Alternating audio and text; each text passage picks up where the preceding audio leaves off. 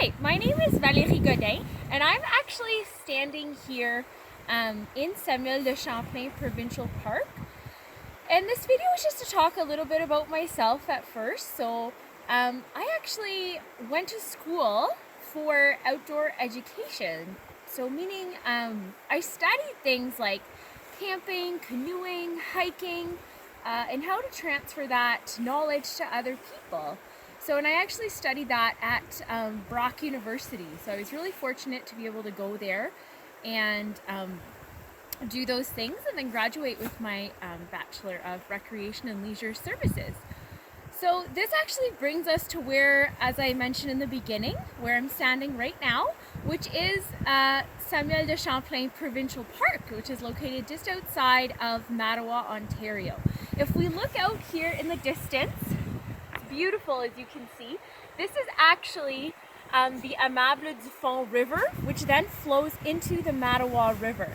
So this particular river is really special because Samuel de Champlain himself, the explorer, actually floated down this river.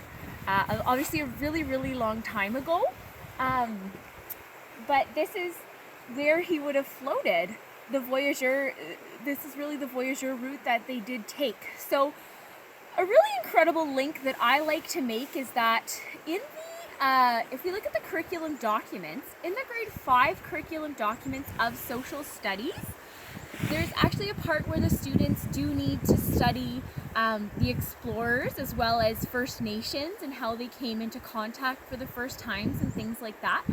And through outdoor education, this is where you can come to places like this park and allow for the students to have a direct link to what they are studying. So come, to the exact place that those explorers did come to, such as this river. And this river actually offers something that's really interesting because the rapids that you see, obviously they're not very big right now, but the further down the river you go, the bigger they are. And that's actually, voyageurs never would go down the rapids, being that their luggage would fall out. So what they would do would be called a portage, which is where they would take their canoe to shore, take their things, and then carry their canoe over their shoulders and go down around the rapids and then get back in the river after that. So if students were to come here to study that sort of thing, they're actually able to walk down the actual portage trail that those voyageurs did do.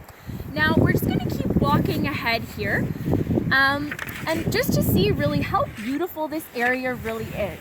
And I myself am really fortunate because I actually call this park here my workplace.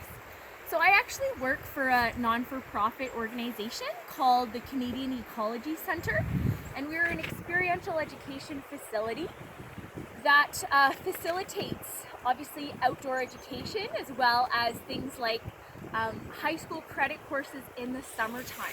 So the students are able to come here in these facilities. We actually have facilities that aren't too far away and stay on site and study within this environment. So it's pretty incredible when you think that the links that they can do. So a little glimpse of kind of what we do at the Canadian Ecology Centre is in the high school credit courses in the summertime, they're particularly within the sciences. So a lot of the students, 50% of their courses are actually based outside in what they do. And they're able to get a high school science credit within a 2-week period. So to this day, if I would have known about that when I was at the high school age, I think that would have been such an amazing opportunity.